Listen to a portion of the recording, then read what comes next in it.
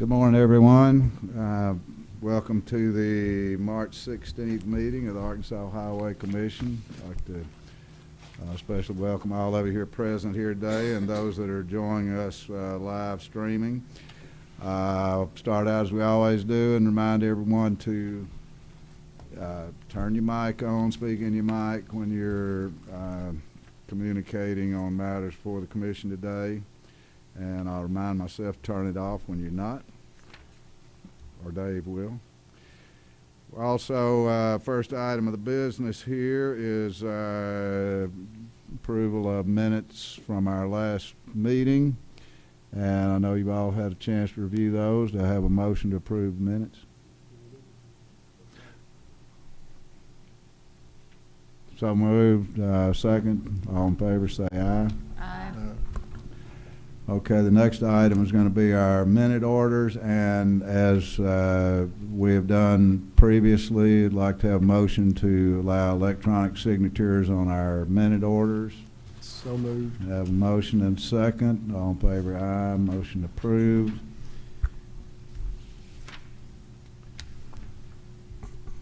I do, before we get into the minute orders, I know that there are a number of important people in the room, but I came in late and I only saw one, and it was my friend Judge Barry Hyde, so I want to give him a special welcome. There he is. Barry and I served together for 6 years in the legislature, and without his help and support, I might not have made it through. So thank you, Judge. Appreciate it. I'm glad you're here with us today. Okay, we're going to go through our minute orders, and as previously we have done, I'll ask Dave to read the minute orders. If you have a question or comment on each order as it is presented, please let me know, and you'll be acknowledged for that. If there are no questions or comments, we'll consider the minute order approved as read. Dave, up to you. Thank you, Mr. Chairman. The first minute order is simply ratifies the actions of the purchasing committee. Yes, sir.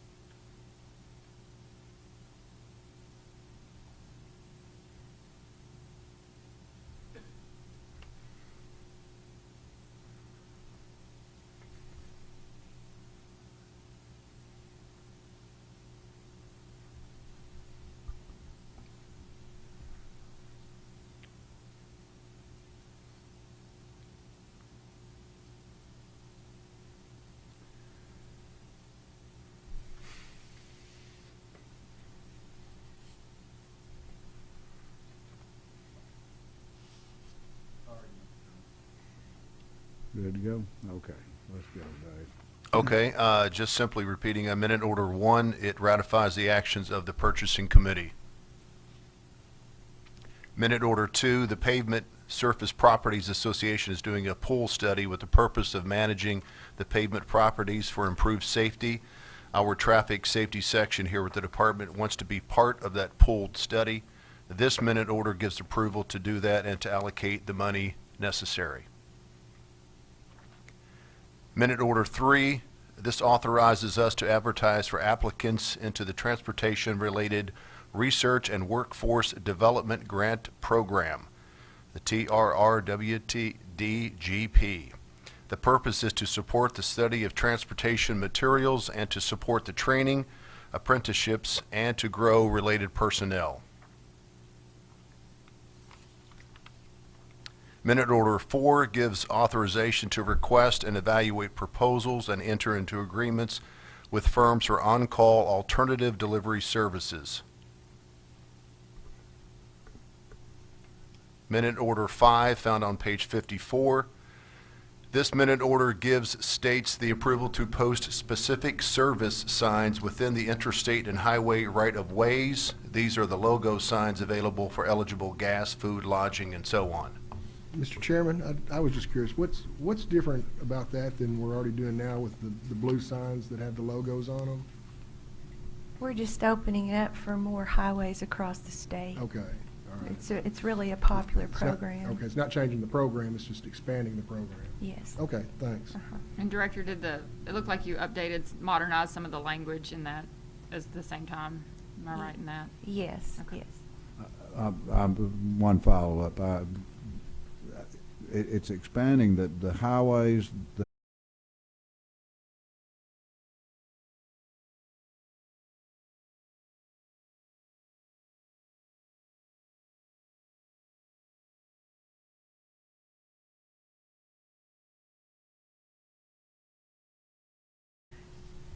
From our conversations with TDOT, who is the lead agency on this study, they're hoping to have a draft sometime this fall, this coming fall.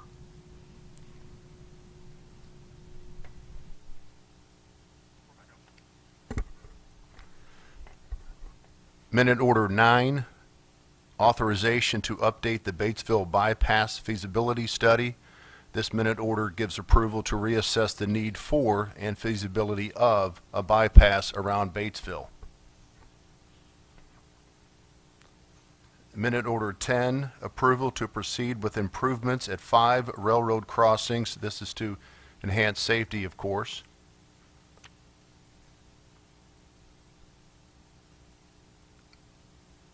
Minute Order 11, found on page 175.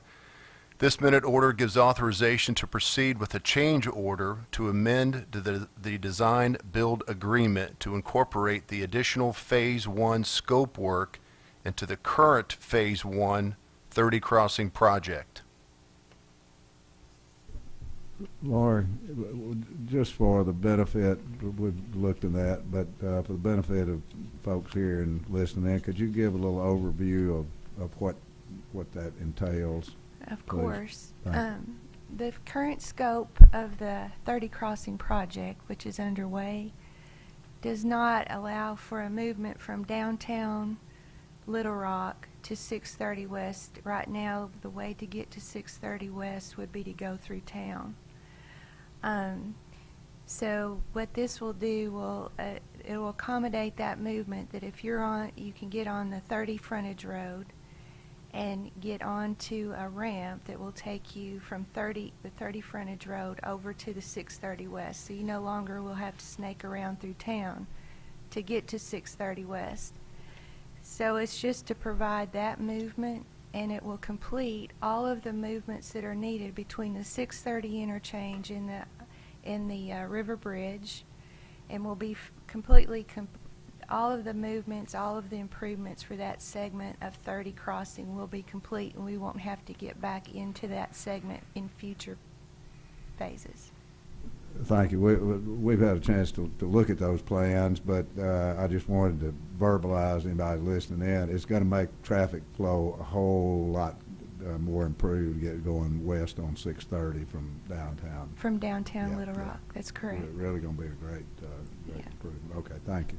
And Lori, this is prioritizing, changing the priority on this particular piece of the project and moving it up in the timeline. Tell us what it's going to do to the overall completion of the project.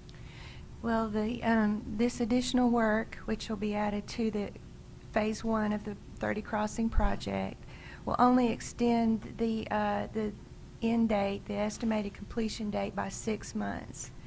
So for the public, that's really good, because if we waited and did a standalone project to build this ramp to accommodate this movement, a standalone project would take about 2 years to complete. But by adding it into the work that's going on, it will only extend the estimated completion date of the overall Phase 1 30 crossing project by 6 months. So instead of being completed in January of 2025, we're looking at July of 2025 now is the completion for 30 crossing Phase 1. And I would say too, that beyond just replacing the bridge, this is always, that access point has always been a problem, and it will be a wonderful fix for the public. I think so too. I think it's asked about a lot, and because issue 1 passed, the original scope did not have that in there because we didn't have the budget for it. But because issue 1 passed, we're able to add a little bit of additional money to take care of that and expand the scope with that one movement and make that a better project. Great work. Thank you. Minute Order 12 in Benton County. The City of Gentry wants to improve the intersection of Highway 12 and 59. This minute order gives approval to establish a partnering agreement with the city. Minute Order 13 takes us to Mississippi County. The department has been informed of a planned economic development project that will construct a new steel mill south of Osceola along Highway 119, Section 1. This minute order asks to expedite the construction. Mississippi County has requested ownership of such road. Highway 119, according to this minute order, is hereby removed from the state highway system.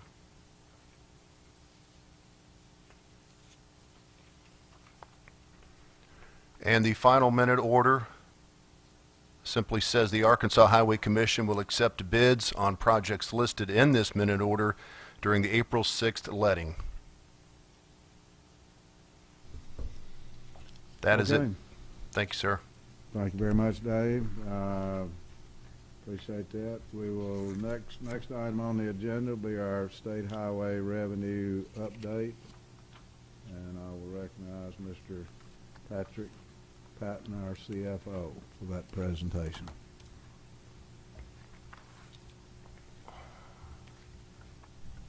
Thank you, sir. Good morning. I apologize for my voice. I'll try to keep it very short. As we look year over year, February to February, our motor fuel registration fees, our traditional sources, permits and penalties and other, are 5.2% or $14.1 million above the same time last year. Revenue from natural gas severance continues to come in at levels that we haven't seen in a while. It's up $20.2 million. And so therefore our total revenues are 12.5% or $34.7 million above last year. When you're comparing the next slide, if you're comparing the budget, overall we're $29.6 million or 10.5% over our budgeted revenues. The majority of it, once again, is natural gas severance tax, which continues to come in strong. And then motor fuel is $5.1 million of the overage. Looking toward Act 416 funding, if you look at it year over year, it's fairly flat at $1.7 million above last year, or 4.3%. Of that, $39.3 million is motor fuel, which is 21.3 million gallons and dollars, and then diesel is 18 million. Registration fees are 1.7 million. Looking at the budgeted versus actual revenue, it's also fairly flat, 1.1 million above or 2.8% over budget. Motor fuel consumption, overall it's 70.4 million gallons over last year, or 4.9%. Excuse me, gasoline makes up 42% or 42.2 million gallons of that. If you look at the rolling 12 months, over the 12 months for all sources, it's 7.18% above last year for the rolling 12 months. Turning to the half-cent sales tax, for February we were under DFNA's projections by $350,000. For the year we're up $4.4 million or 2.78% over DFNA's projections for the year. And then if you look at the program since inception, we're right at $29 million above DFNA's projections, or 1.8% above DFNA's projections for the program since inception. My voice held out. Any questions? Yeah, could you give us just a little information on what you know as the big driver behind the very substantial increase in the natural gas severance tax? We've talked about that internally, and we think it's tied to the gas prices, the regular gasoline prices, and the demand for natural gas. The wells also in Arkansas, from what I understand, are more active. I'd like to add to that. Yesterday I was in a retirement board meeting, and our investors were there to give us a report, and we should expect that to continue to go up with the war in Ukraine and the need for natural gas in Europe. So I just thought I thought that was interesting that came up, because we have internally been trying to figure out what's behind this increase. I mean that is that's a huge increase, and do I recall it's been fairly flat for a long time? I mean, the blips have been small. Yes, sir. The previous 2 years combined are still about $7 million less than what we've collected already this year. Okay. About That's pretty six, substantial. about $6 million, $7 million each year the last 2 years. One thing that is tied to this that you may have heard me talk about before is 5% of this severance, we are a pass-through for counties that have active wells. There's like 10 counties that I distribute funds to each year, or each month, excuse me. And that has gone from about $800,000 each year, the last 2 previous years, each year, to we've already put out 1.9 million. So, you know, we're getting the benefit. The counties that have active wells that are having damage to roads are getting an equal benefit.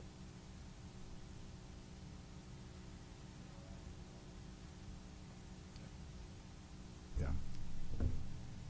Is that it? Thank you. Hey, Anybody, thank any you. other questions? Thank you very you. much.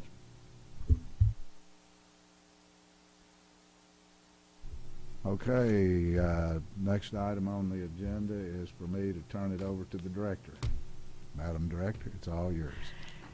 Okay, Kevin Thornton, our Assistant Chief of Administration, will give us an update on federal highway and transit issues. Mr. Chairman, Commissioners, and thank you, Director Tudor. Since the last meeting, Congress has taken several actions regarding federal funding for transportation. They were able to keep the government operating by passing 2 more continuing resolutions. More importantly, they were able to pass, and the President signed, an appropriation or spending bill that will provide federal funding for the rest of federal year 2022, which will end on September 30. The appropriation or spending bill will provide full funding for the IIJA, including the previously discussed increase in formula funding and the various new programs. It will also provide full funding for the various grant programs that we have discussed. During federal fiscal year 2022, the state of Arkansas will receive an increase of approximately $189 million from the IIJA. Of this amount, approximately $34 million is suballocated to urban and non-highway funding. This means that the department will receive an approximate increase of $155 million in 2022 for highway construction.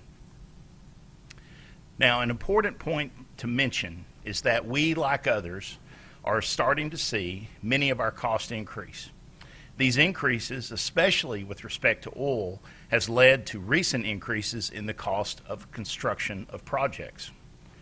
We are estimating that since 2019, we have experienced a 25 to 35% increase in the price of asphalt. Since many of our projects are system preservation projects and include asphalt as a key material, this will certainly impact how much work can be accomplished. I have some good news about this Appropriation Act.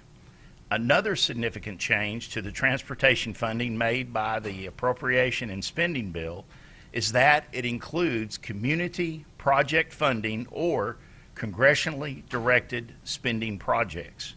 Previously, these projects were referred to as earmarks. This slide identifies the community project funding or congressionally directed spending projects that are included in the appropriation or spending bill. Please note that these amounts are in addition to the funding that was provided in the IIJA. The projects and the amount of funding included are $18 million for future Interstate 49. This was requested by Senator Bozeman and Representative Womack. $18 million for U.S. Highway 67. This was requested by Senator Bozeman. $18 million for future Interstate 69. This was also requested by Senator Bozeman. And $5 million for future Interstate 57, which was requested by Senator Bozeman. This totals $59 million for improvements on these important projects. We certainly appreciate Senator Bozeman and Representative Womack for their work to include this funding in this bill. Director Tudor, that concludes my report. Thank you, Kevin. Is there any questions for Kevin?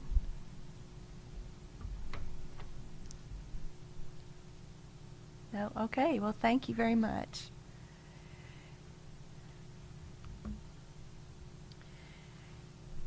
I'm sorry, I do have a question. On the additional funding he was just talking about, will that be incorporated into the STIP? Is that? Yes. Okay. It's additional money that will be available for those items those in the STIP. projects, yes. So the determination of where it will be spent exactly will be determined in the STIP. Forthcoming, Okay, yes. So, as everyone's aware, there's a significant amount of funding in the Infrastructure Investment and Jobs Act, or IIJA, that will be distributed through competitive grants. And the first grant application cycle from the IIJA is for the Rebuilding America Infrastructure and Sustainability and Equity, or RAISE grants. On January 28th, the U.S. Department of Transportation opened the application cycle up for the next round of RAISE grants, and applications must be submitted on or before April 14th. There's a total of $2.25 billion available through this application cycle. Whatever amount is awarded will have to be matched with 50% local or other federal funds.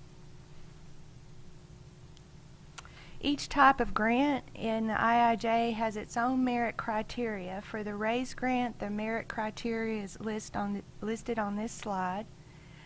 And so to assist us for this round of applications, we got a consultant on board to assist us to look at all of our projects and help us select the project that had the most that was most competitive of all the projects that met the merit criteria.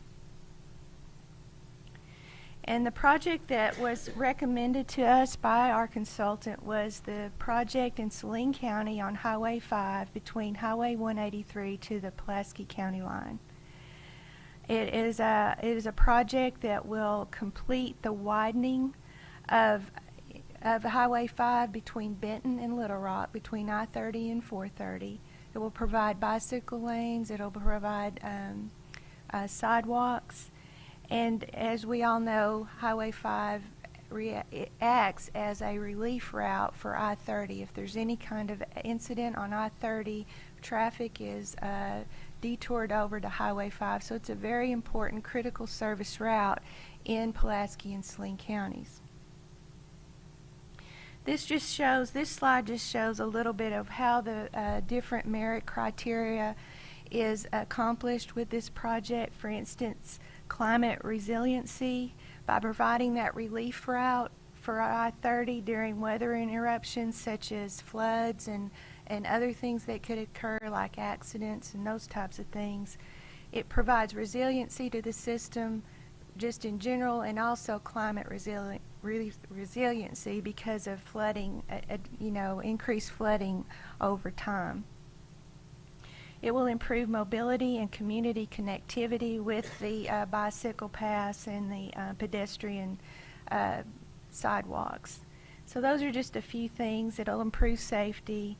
It checks a lot of the boxes. So this is the application we are preparing and will submit if we get approval from the commission. So I need a motion to submit this raised grant at the proper time.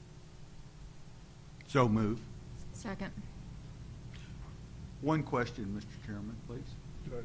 You need a motion on that now, is that right, or? Yeah, they moved. Okay. All right, go. Moved and seconded. Okay, moving second, all in favor, say aye. Aye. Aye. Okay. Approved. I just wanted clarification, please, just 1 second, on the, is this on? Whenever you're talking about the funding, you said it's 50% funding, and that 50% comes from local or other federal funding. Correct. My understanding is we can use like our regular federal funding and the match to match this 50% grant. Is that correct?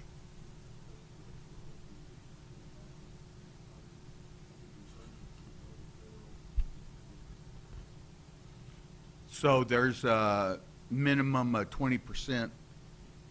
Okay. So it's 80-20. Okay. Okay, thank you. Does that make sense? Yes. Okay. All right.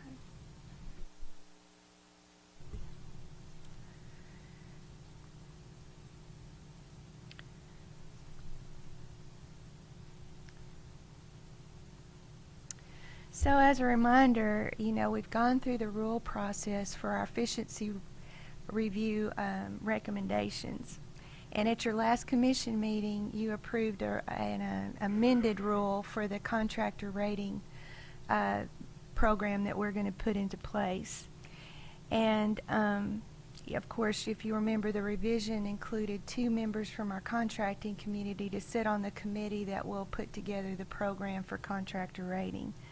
But because the 93rd General Assembly for the fiscal session was underway, a Highway Commission Review and Advisory Subcommittee has not been scheduled since your last commission meeting, and it has since been scheduled for April 21st. And so prior to that date, before going before that commission, we will be sending them the revised rules and an update on our implementation process for these recommendations, and then present that at the April 21st meeting. So that'll be on your calendars, and we'll be sending that out in the near future. Any questions?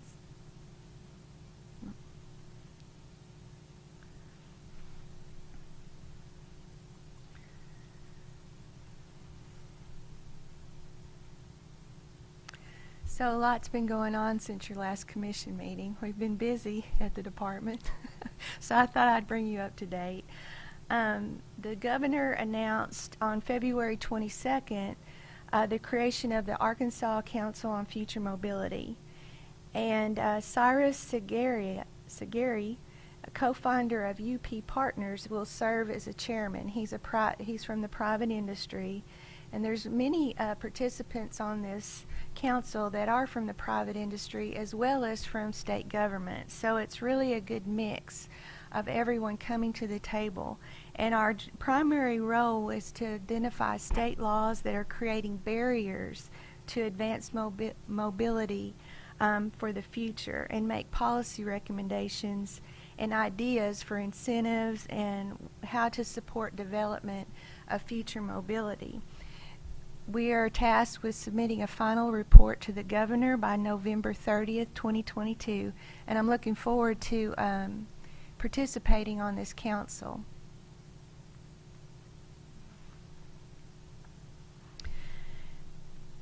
Following that, on February 23rd, we had an Arkansas Asphalt Pavement Association partnering workshop. It was held in Rogers, Arkansas. If you'll remember, we started doing partnering meetings with AAPA back in November. Well, our first meeting was held September 2021. Our second meeting was in November 2021, and then this was our third meeting, and we rolled that into a partnering workshop. AAPA invited a gentleman named Scott Swanson from the Kansas DOT, who acts as their partnering coordinator and mediator and has a really good presentation on how to collaborate with the contracting industry to be more successful in project delivery. And it was just interesting to hear how another state handles the conflict that sometimes comes from construction projects and how they address those conflicts. It was a great presentation with a lot of common sense ideas that we all know. It was just good to have those reinforced and think about that sitting around the table together and talking. And what our focus was, you know, what is the focus of RDOT? What's the focus of the contracting industry? And together, what should our focus be collaboratively? And there was a lot of great ideas that came out of this, but one of the ideas, or one of the prospect, or one of the just the overall focus is it shouldn't be RDOT versus the contractor. It should be RDOT and the contractor versus the project or the plans. And if we can collaborate together and do problem solving together to make that project the best it can be, then we're all winners in the end. And so that, you know, I think that our efforts, the staff's efforts, both on the contracting industry side and on RDOT side, to increase our collaboration, to increase our partnership, and to become problem solvers in the future are going to benefit all road users in Arkansas, including both of our agency and their industry.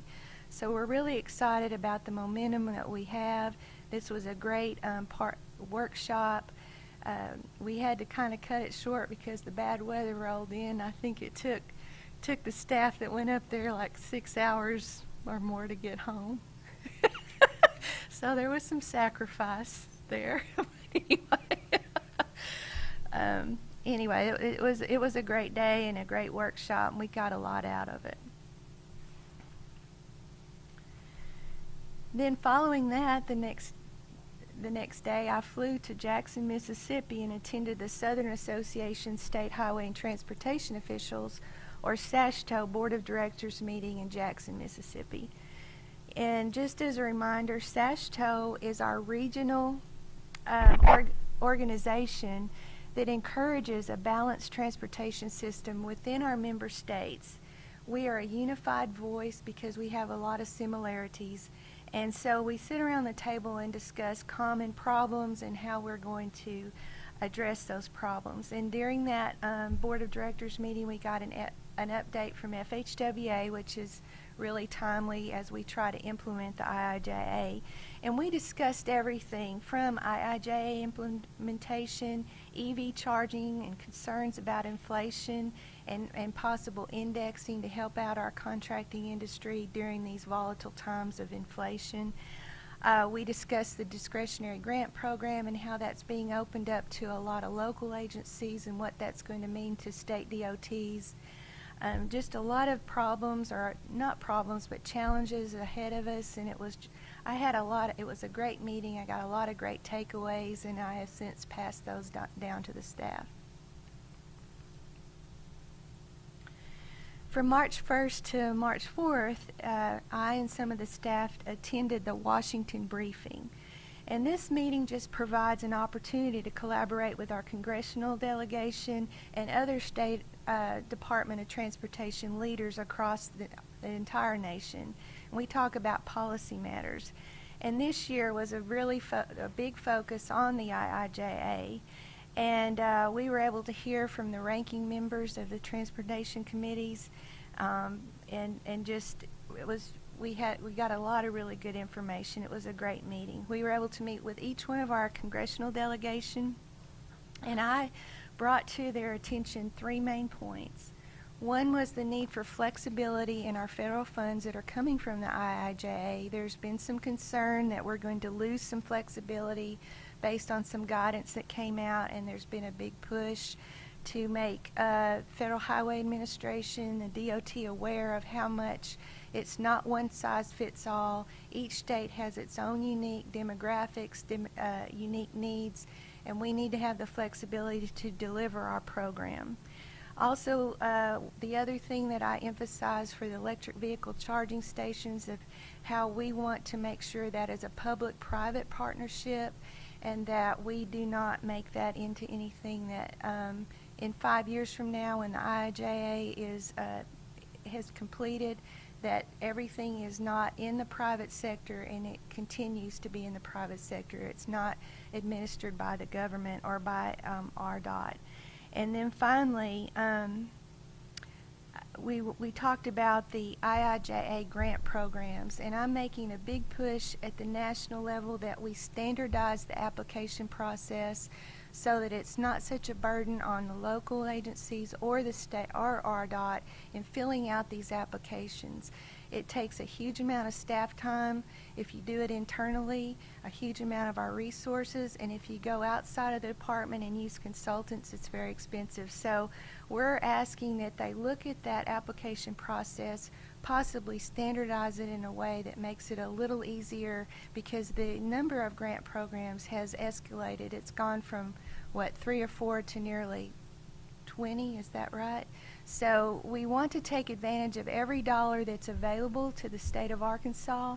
We want to do our best, put our best foot forward and try to get every dollar we can, but it's become a real burden to the department and our staff to get those applications filled out to the best of our ability to be competitive with all the other states in the nation. So I think the analogy I gave to our congressional delegation, and you know, Mark Twain and his parable of the frog in the pot, and the water just kept getting hotter and hotter and hotter till it was boiling, and the frog never jumped out. Well, that's kind of where we are with these grant applications. They started off, and it's become more and more and more and more of a burden, and then all of a sudden here we are, and we really don't have the resources to take advantage of all that funding. At least for a small state like Arkansas, it's hard for us to compete with a state like Texas that has a tremendous amount of more resources and revenue than we do. And so the equity and inclusion that is preached all over Washington, it needs to apply to the smaller rural states as well when it comes to these grant applications. I practiced that like 6 times. I said that 6 different times. So I got that one down. But we'll see where that goes. Lori, Yes. while you're on that, can you just briefly, maybe that you can, explain or how these grants money flows to the MPOs that distributes the money out? How, Well, you said they're special grants, right? yes, there's several, like 20 grants, and they have a wide range of recipients that can apply for the funds that are eligible recipients, and several of them are now local agencies, MPOs, and they can apply directly to the U.S. DOT for this money, and they'll be awarded that grant. But So does that flow through us to them, or it just goes directly to them? right now it would go directly to them, but there's a lot to work out with that, because a lot of these smaller cities are in MPOs. Some are more sophisticated than others in their ability to administer a federal grant. Some don't have that expertise and will need help. We are going to make a concerted effort to get out and talk to like the Municipal League and the County Judges Association and as many people as we can to talk about what is the best avenue to apply for these grants, and make sure you don't apply for a grant and then you don't have enough to match it, or it's not a project that RDOT can help you with. I mean, you know, we need to, there's going to be a big educational push in the next several months that the staff and I are working through now, but there's a lot of unknowns the way that's going to roll out. But right now, that's the way it will be. The grant will actually be awarded to the recipient, whether it's a small city or an MPO or whatever. They will be responsible for those funds. And then they can come to us and ask for help. Whether or not we have the resources to help them is still up for, you know, we're still trying to figure that out. We're thinking about putting together maybe some on-call consultants that they can tap into if they need help in administering. There's just a lot of unknowns right now, but we're working through it. So I guess the small towns that's covered in the MPO could go to the MPO and ask them for guidance. They could, yeah. I mean, would they normally do that, I would think? Probably, yeah. Yeah. I mean, this is kind of new territory. We'll be figuring it out as we go, but it's going to be a group effort, I'm sure, as we move forward. So I liken that to kind of what we had here. What were these programs where we had that cities could apply for small projects and things back several years ago? And The Transportation Alternative Program, maybe we have some local programs where the locals apply directly to us. I think I was thinking the economic development piece at the state had, you could apply for funding and things for smaller projects, and then we had a big blow up on that, and they took all that money, the legislature did, and shut down the program. So it gives the cities, small cities, a little more voice and control over money that, in fact, it gives them money that's available because there hadn't been any. Well, there's no guarantee it's an I know. Yeah. But they. I'll shut up. Oh, okay. But good points. I mean,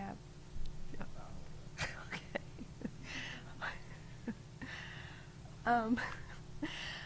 Okay, and I've already told you that I've been appointed to the Infrastructure Planning and Advisory Committee to serve. It's an investigative and advisory body in order that Arkansas can take advantage of every dollar that's available in the IIJA. Because it goes across a lot of different state agencies now, the funding in that legislation, and it's chaired by Becky Keogh. And we held our second meeting on March 10th, and we agreed to hire a consultant to assist the committee in 3 areas, and that's strategy, financial accountability and reporting, assist all state agencies in preparing applications if so desired for these different grant programs.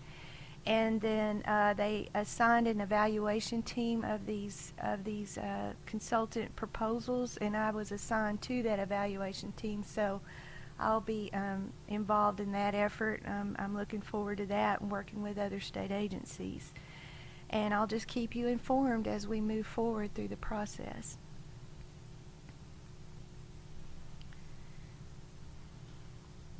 Yesterday, we had an on-call CMGC industry workshop, and we're doing this in advance of requesting proposals for on-call CMGC firms. That's construction manager, general contractor, project delivery method. It's part of our alternative delivery program. I kicked the meeting off, and then Kelly Wiley and Tom Fisher of our alternative delivery division they did the workshop with the help of FHWA and our independent cost estimator that we use in our alternative delivery projects. We had 66 individual participants across 28 construction companies. We had great participation. It was wonderful. We were really encouraged by this, and we're glad that our contracting community is getting involved in our alternative delivery process. We used an interactive tool that allowed participants to answer questions during the presentation, and the question was asked, what typical project risk concerns you most when developing a bid? And the main issues are shown in this, they call this a word cloud photo. So the more that answer was selected, the bigger the word. And as you can see, it's the usual suspects: right-of-way and utilities, cost escalations, delays, accuracy of plans. So our next step is to hold one-on-one meetings with those contractors that are wanting to go to the next step. So we're going to sit down with those contractors and talk about our alternative delivery program. And we are going to request qualifications for these on-call CMGC on April 26th. They're going to be due back to us in June, and then we hope to have a tentative selection of construction manager general contractors to you, the commission, at your July commission meeting.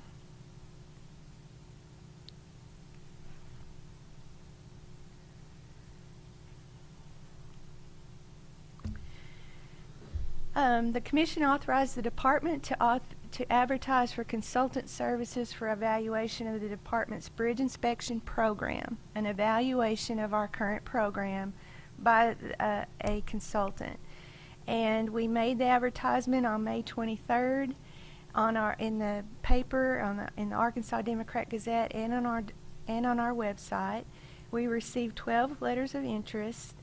And the recommended action is that the firm Michael Baker International of Pittsburgh, Pennsylvania, be selected. They were recommended by our evaluation committee. And with that, I'll need a motion to begin negotiations for a contract with that firm.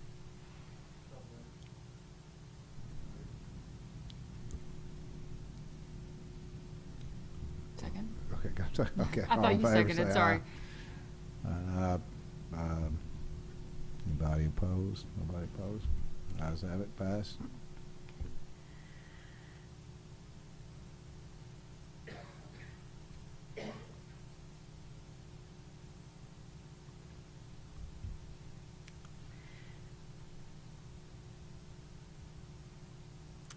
So this is for our on-call bridge inspection firms that will help supplement our staff as we perform bridge inspections for the years 2020. Let's see, I think it's 2023 through 2026. Is that okay? 2022 through 2026. I don't have that in my notes, but anyway, we received 13 letters of interest, and we shortlisted 7 firms. And those firms are listed on the screen, and we would like to begin negotiations with those firms to put them on our on-call list to supplement our staff in bridge inspection. And let me see if I can find the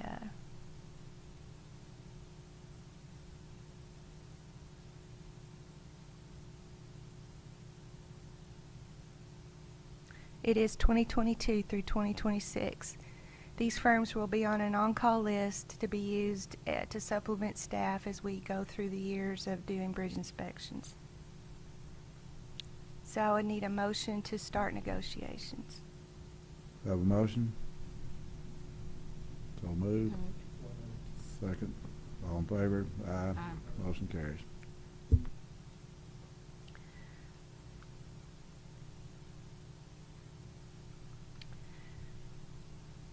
So upcoming events before your next commission meeting, we'll have a truck parking expansion groundbreaking.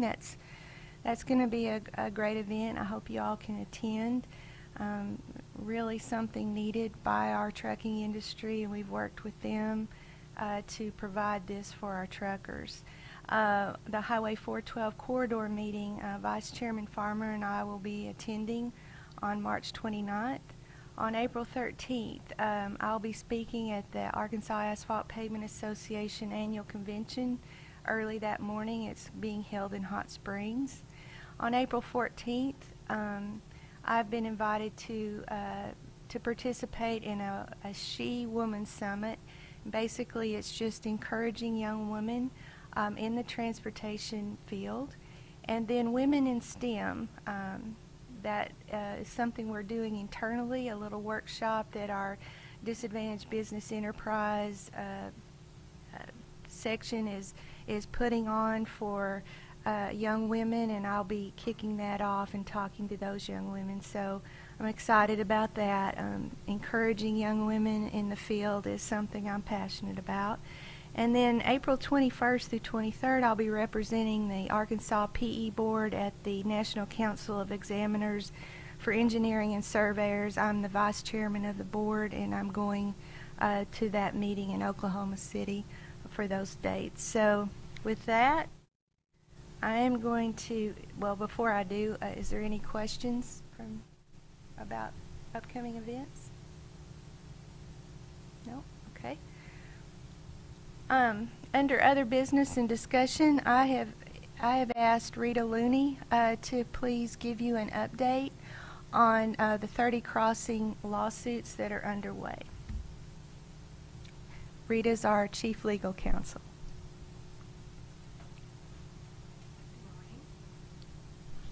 Good morning.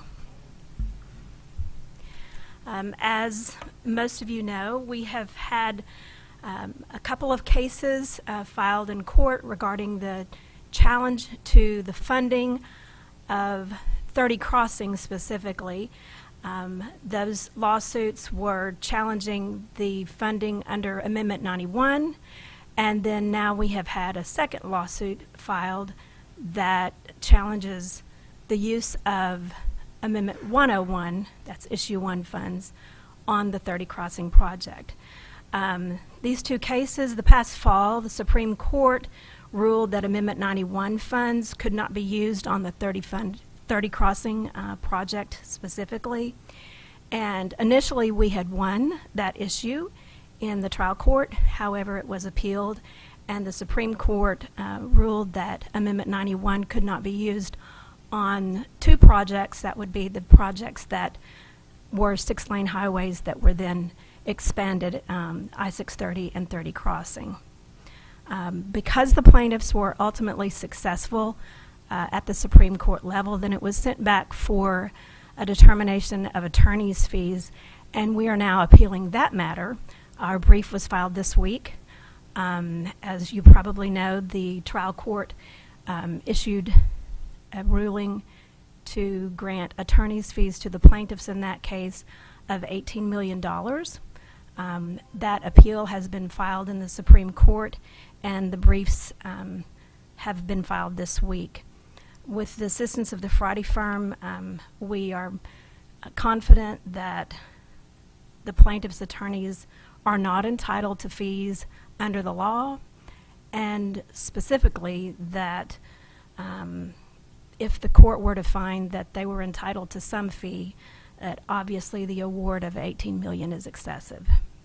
The second lawsuit that relates to 30 Crossing funding process is a suit that was filed after the Supreme Court decision on Amendment 91, and it also challenged 12 additional projects that were funded by Amendment 91 regarding the existing 4-lane highways that are being expanded to 6-lane highways. The trial court recently ruled in our favor on that issue. However, there was an additional issue that relates to 30 Crossing, and the court ruled that the use of Amendment 101 funds as pledged to 30 Crossing is prohibited because the court determined that Amendment 101 is basically an extension of the limitations of Amendment 91 as interpreted by the Supreme Court in the previous case. We have filed a notice of appeal on that particular issue, and we will be appealing that injunction to prohibiting us from using Amendment 101 funds on 30 Crossing.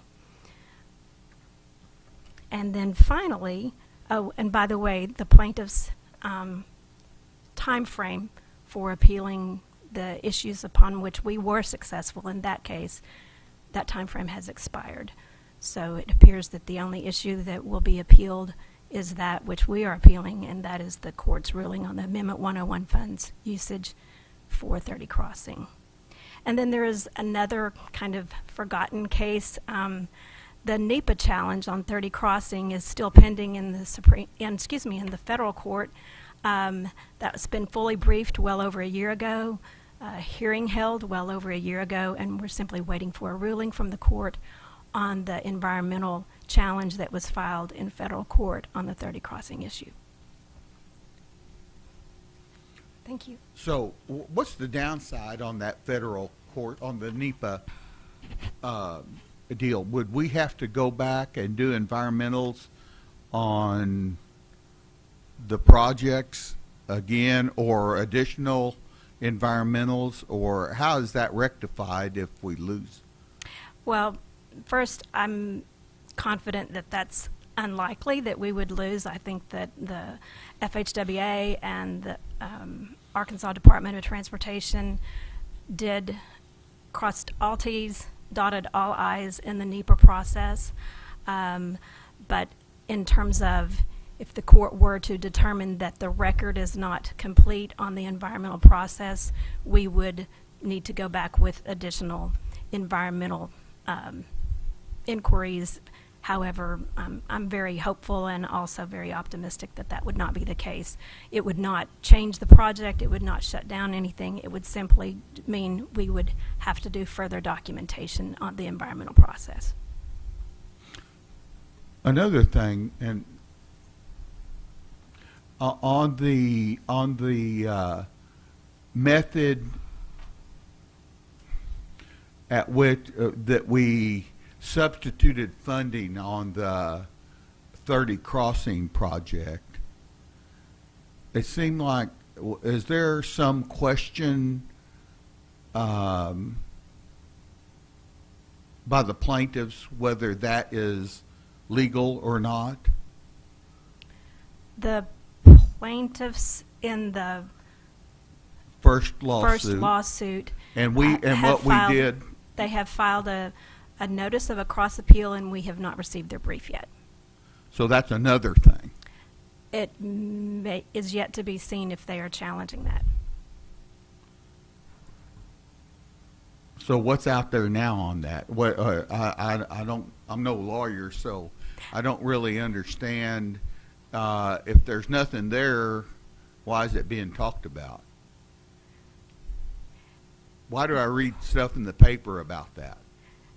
I can't tell you why you read stuff in the paper about that, but what I can tell you is the court ruled. We, the Arkansas Department of Transportation, in compliance with the court's ruling of the Supreme Court, have made certain that the funds that were to be replaced into the Amendment 91 fund pursuant to the ruling of the Supreme Court that has been done so, and that process has been completed. But there is a challenge to that, I guess. Is that right?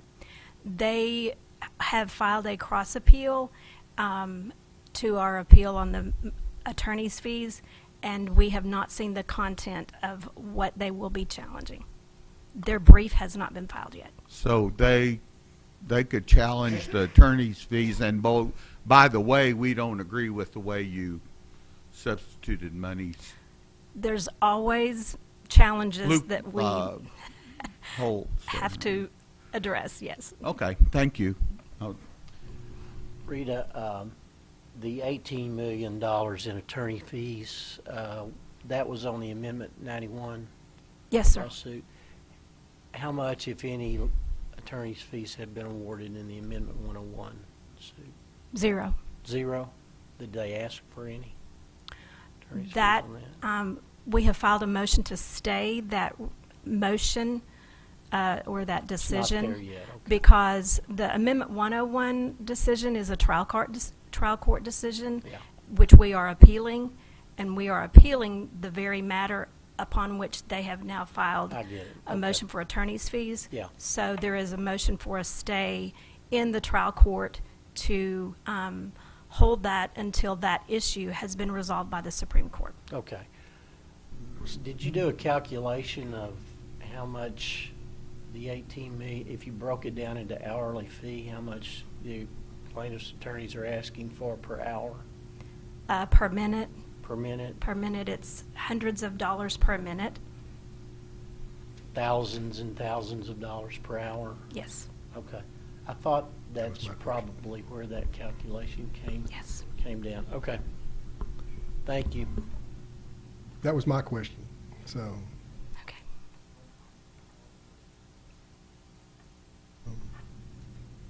Thank you. Thank you.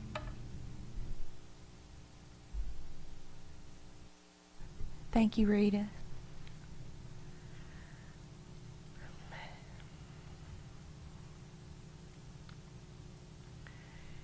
On a brighter note,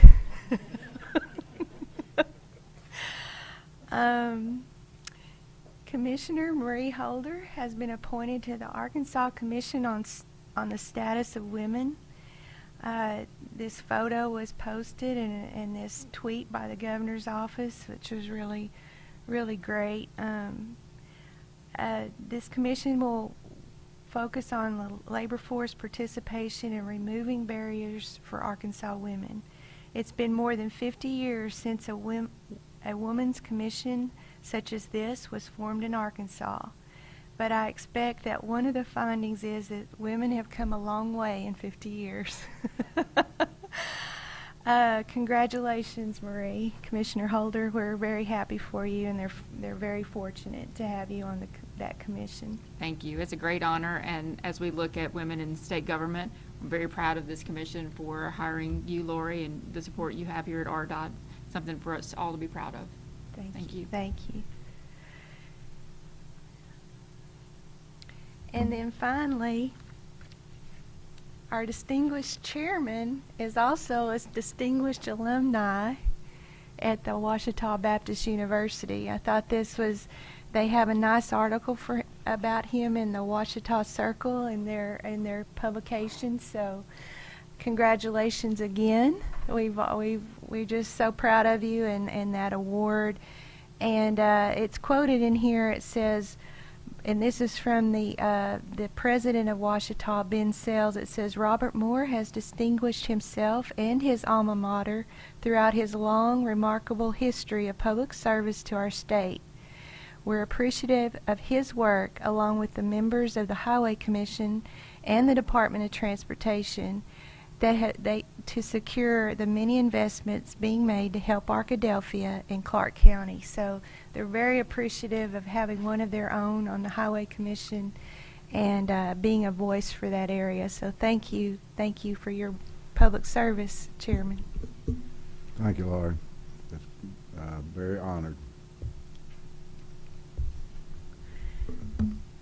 So that concludes my report, and I will Good. hand What it a off to great you. thing to conclude the hearing on there. I like that.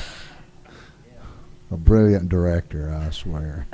We appreciate you so much, and congratulations, Marie. Wonderful honor, and I think the fact that both of you are sitting at the head table tells a lot about the last 50 years. I'm very proud of you.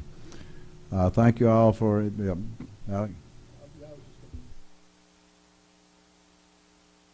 You messed up my choreographed evening. No, I just had a quick question about the fuel cost for the department.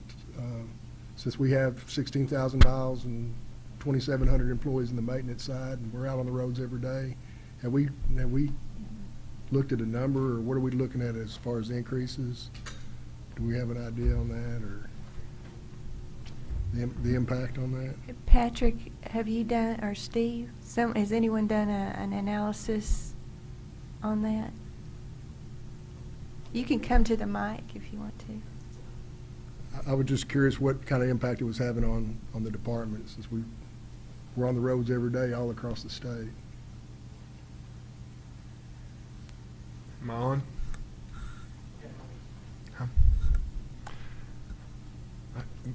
Good morning. I'm Danny King. Most of you know me, I think. I come to the commission meeting, but I'm the division head of equipment and procurement.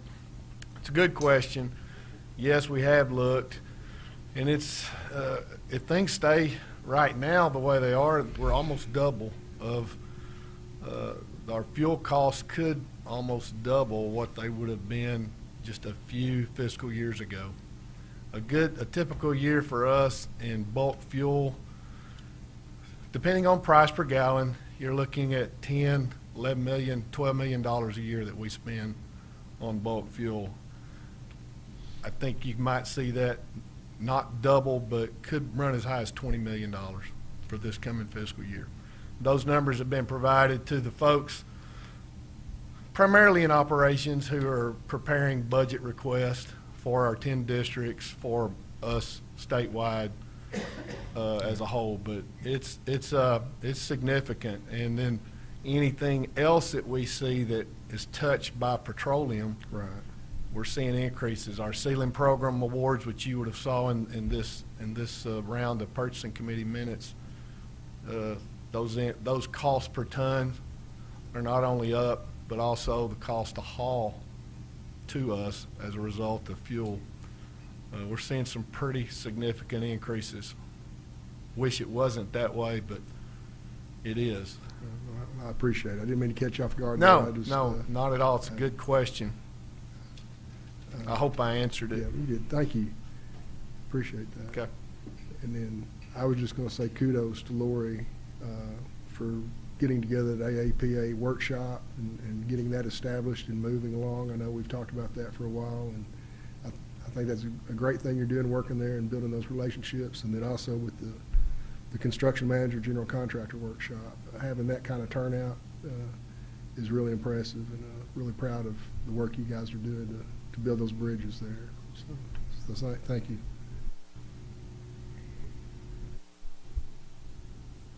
Anything else, commissioners?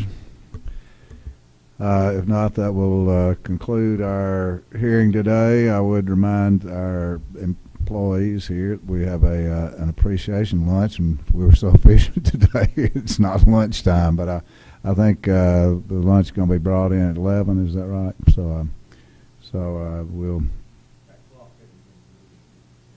Oh, is that true? I don't know what time. Oh, it is. Thank you very much. I was in the twilight zone. I didn't recognize. I looked up there and thought, man, we are really, really efficient today. Okay. Well, we're still pretty efficient. Okay. Well, we are at lunchtime. Okay. Thank you all very much.